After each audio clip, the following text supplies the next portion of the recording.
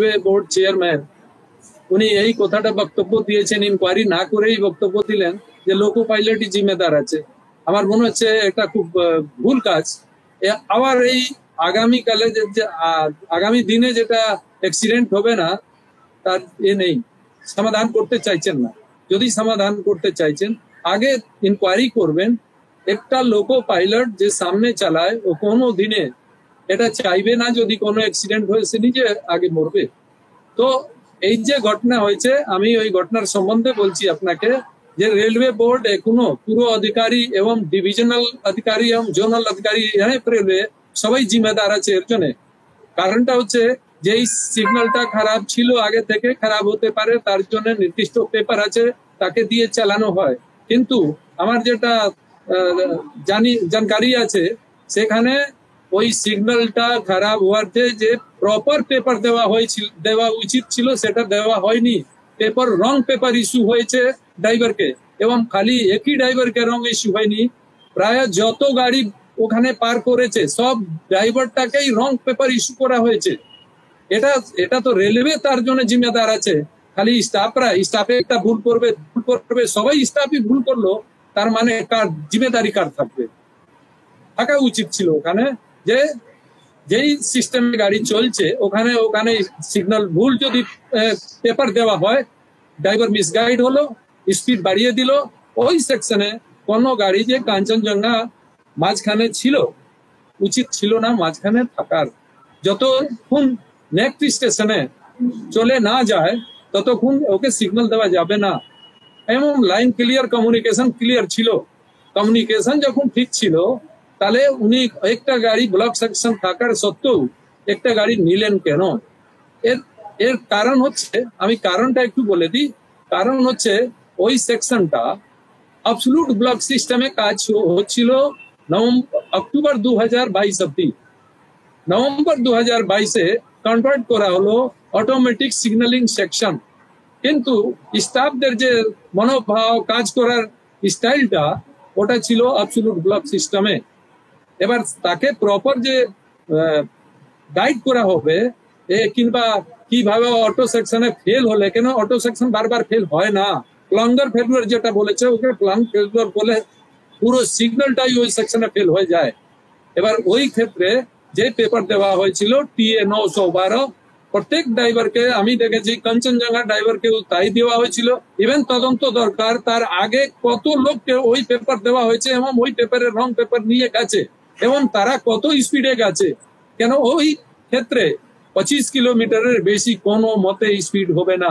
তার মানে স্পিডটা বেশি হয়েছে, খালি ওটাই না, আমি দেখছি 15 মিনিটের পরে ছাড়া হয়েছে। তো 25 কিলোমিটারের স্পিড যদি কাঞ্চনজঙ্ঘা হয়ে গেছে তাহলে অত তাড়াতাড়ি 15 মিনিটের মধ্যে সিগন্যাল দেওয়া যাবে না।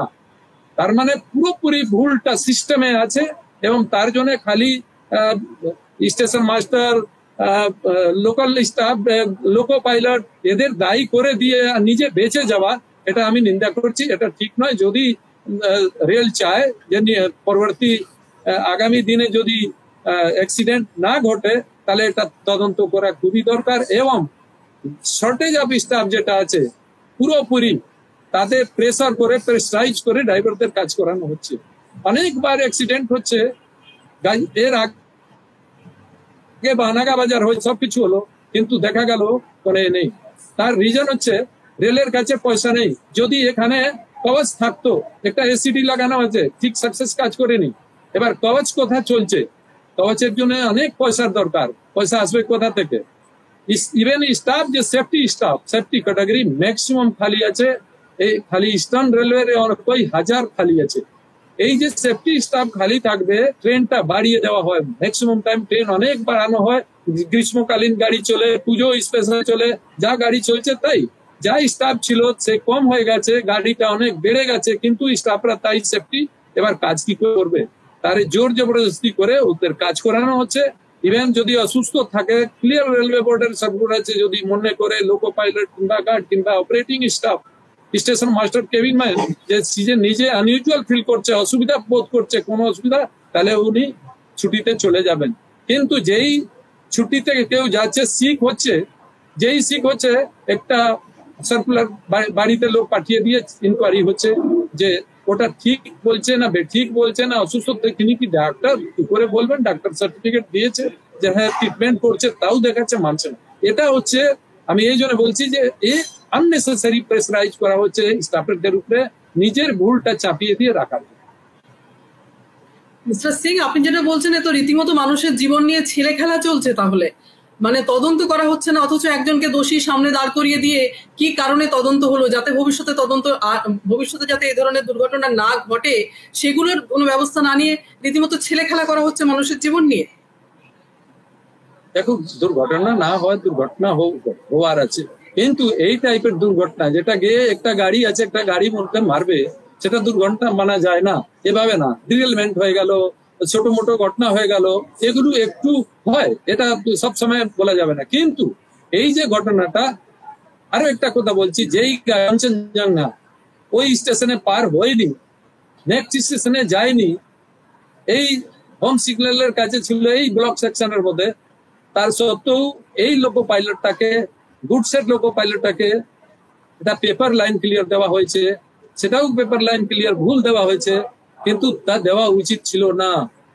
কিন্তু এরা দুই স্টেশন মাস্টারও ভুল, ড্রাইভার যে স্পিডে গেছে বেশি তারও ভুল, এবং দেখা উচিত ছিল যে কত মিনিটের মধ্যে ওখানে পৌঁছাচ্ছে। তার মানে ধরা উচিত ছিল যে কেউ মানছে না, তার মানে রুলটা এরা মানছে না কি জানে না, না জেনেই ওরা করছে। এটা বললাম আপনাকে, কনভারসেশনের এটা ফল। এবার স্পিডটা তো হয় না 25 কিলোমিটারে, ওই সেকশনে যখন এরকম পেপার ইস্যু হয়েছে 25 কিলোমিটারের বেশি স্পিড কিচ্ছুতেই হবে না। এবং যদি কার্ভ হয় সেখানে 10 কিলোমিটার অ্যাজ পার রুল আছে। একটা পেপার আছে যেখানে দেওয়া উচিত ছিল অথরিটি টু প্রসিড এবং pass the signal stop at on condition. এই সব সিগন্যালে TA 912 দেওয়া হয়েছিল, যেটা আপনারা দেখবেন সব কাঞ্চনজঙ্ঘাকেও দিয়েছিল, গুডস ড্রাইভারকে দিয়েছিল, তার আগে যারা গেছিল তাকেও দিয়েছিল।